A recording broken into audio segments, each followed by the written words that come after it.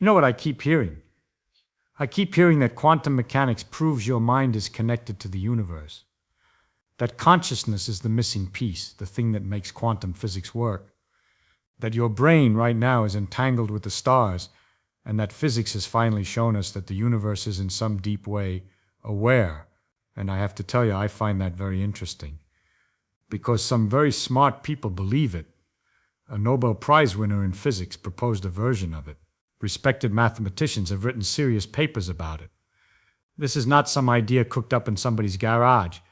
It comes from a real puzzle, a genuine mystery sitting right at the heart of quantum mechanics. And the mystery is real. I want to be completely clear about that. So let me tell you the version of this story that sounds the most convincing.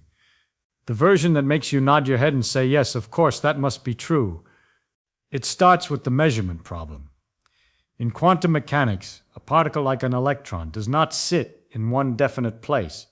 It exists in what we call a superposition, a kind of blur of all the places it could be.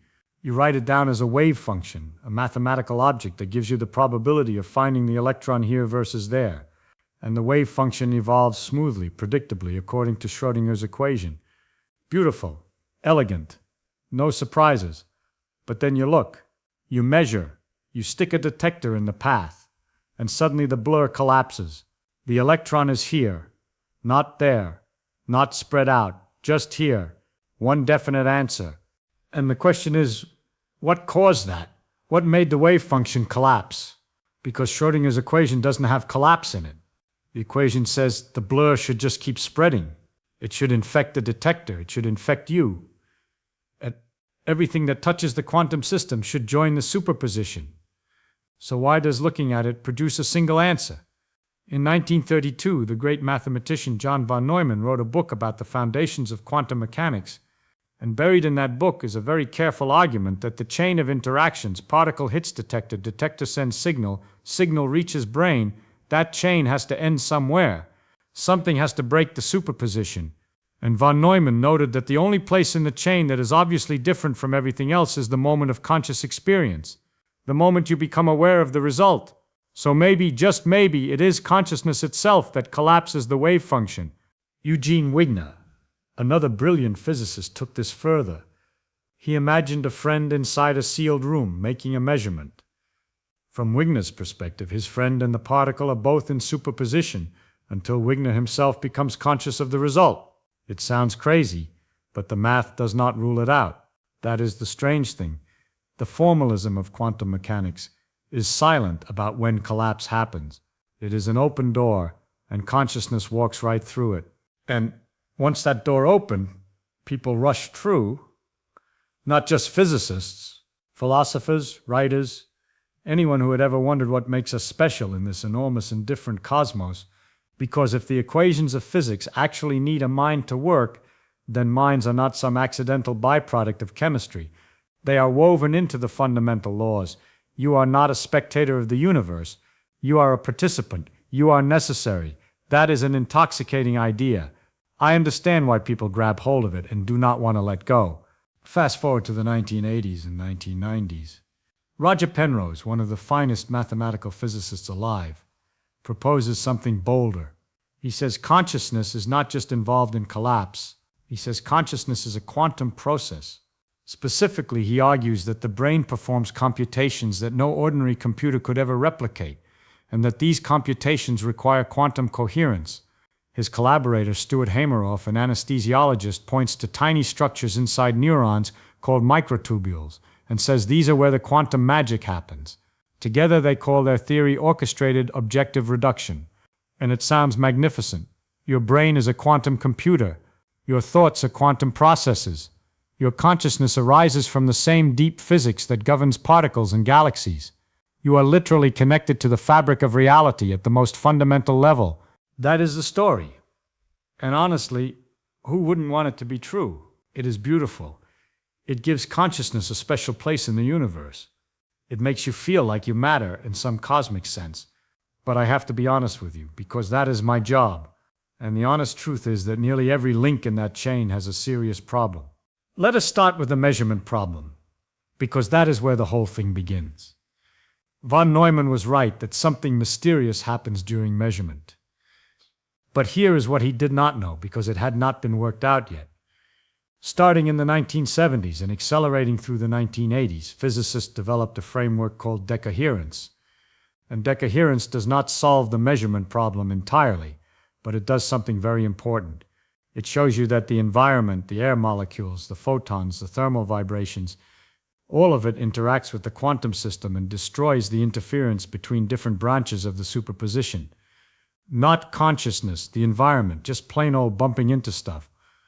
Think of it this way. Suppose you have a tuning fork vibrating at a perfect pitch. That is your superposition. Beautiful, clean, coherent.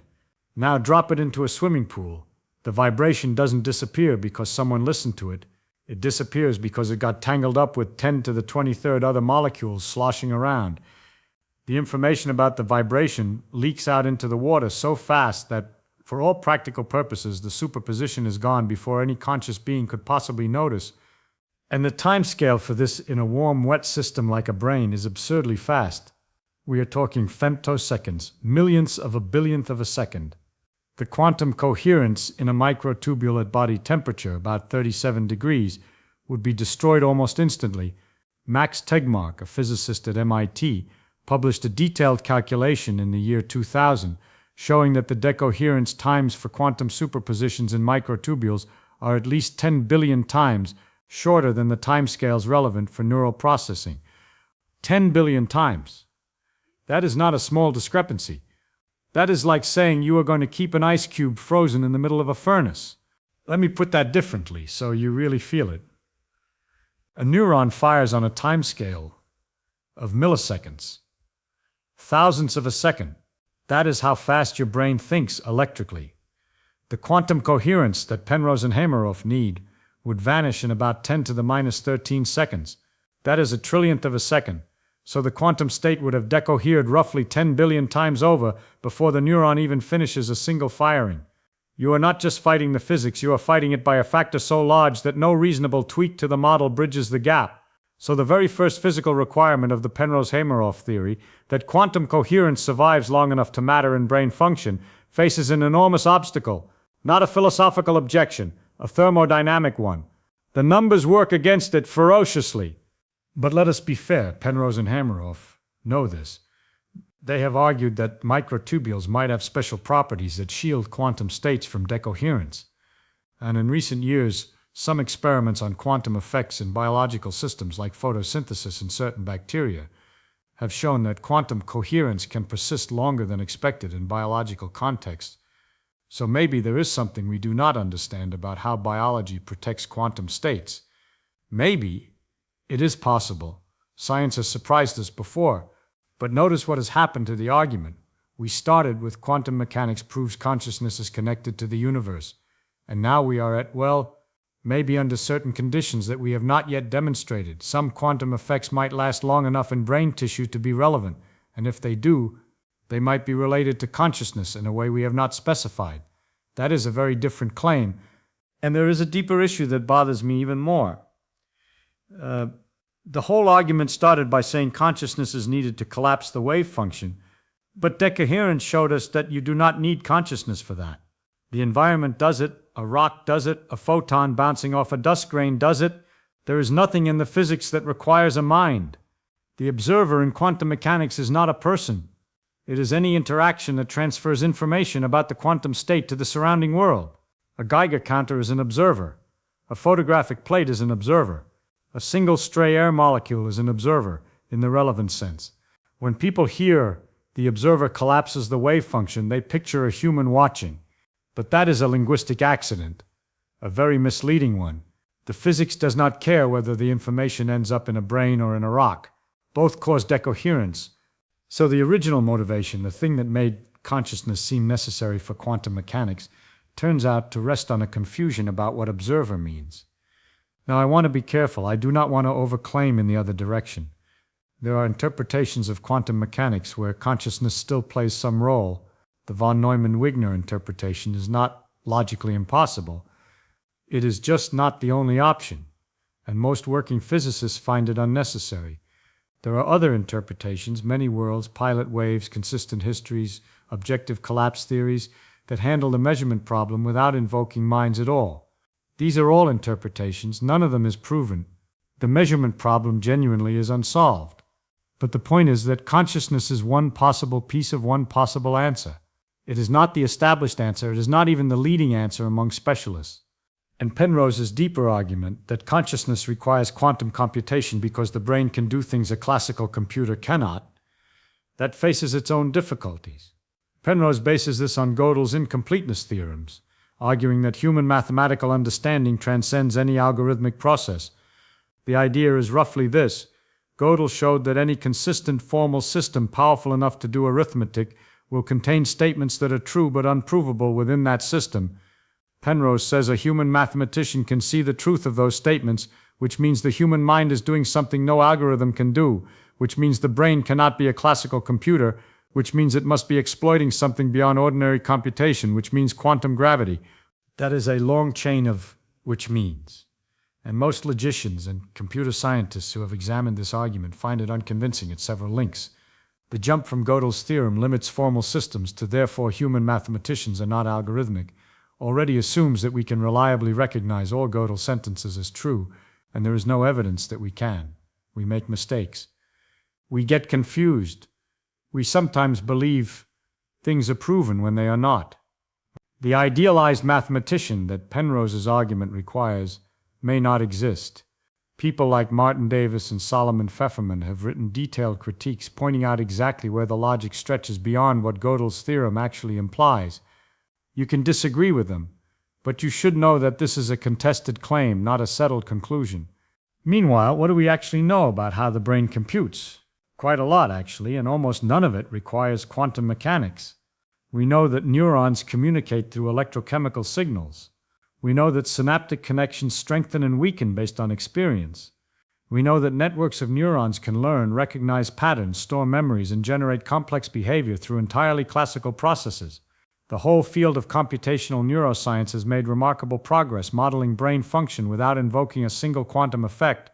That does not prove quantum effects are absent, but it does mean the burden of proof sits squarely on those who claim they are necessary. So where does that leave us? Let me tell you what I think is actually going on and why it is more interesting than the quantum consciousness story. Consciousness is a genuine scientific mystery. We do not understand it. We do not understand how the subjective experience of seeing red or tasting coffee arises from neurons firing. That is sometimes called the hard problem of consciousness. And it is hard. It may be the hardest problem in all of science. And quantum mechanics is also genuinely mysterious. The measurement problem, entanglement, the nature of probability in physics, these are deep, unresolved questions. So you have two great mysteries, and there is a very human temptation to say that they must be the same mystery. That one explains the other, and that is understandable. When you have two locked rooms and no keys, you hope maybe one key opens both. But that is a hope, not an argument. And in the history of science, connecting two mysteries has sometimes been brilliantly productive, like when Maxwell connected electricity and magnetism, and sometimes been a dead end, like when people connected the mystery of life with a mysterious vital force. The question is always whether the connection is supported by evidence, or merely by the emotional satisfaction of having fewer mysteries to worry about. But hoping does not make it so, and the evidence, right now, does not support the connection.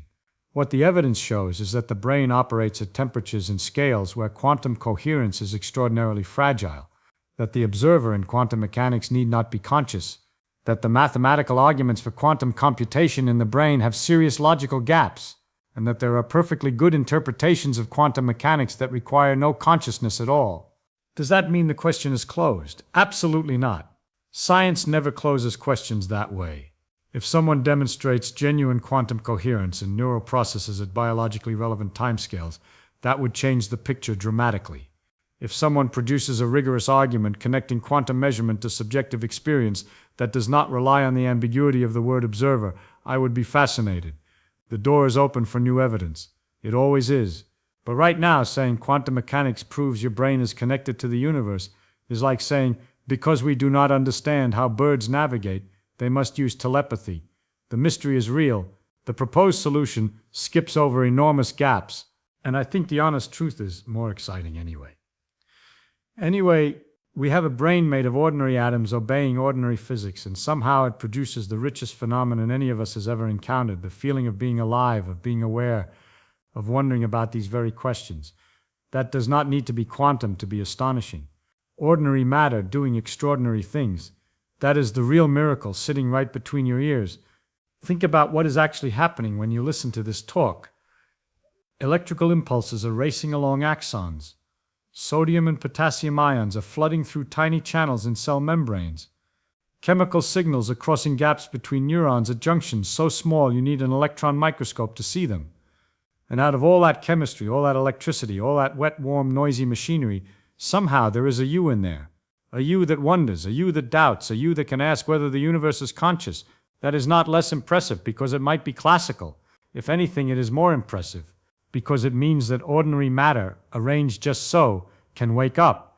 If you understood all of it, if you could explain exactly how 100 billion neurons wired together produce the experience of seeing a sunset, you would have achieved something as great as any discovery in the history of physics. Maybe greater, and you would not need to invoke the universe being conscious. You would just need to understand what matter can do when it is organized in the right way. That is a mystery worth a lifetime, and it has the tremendous advantage of being a mystery we might actually solve. Tell me this, does it bother you that consciousness might turn out to be entirely classical? Or does that somehow make it more remarkable?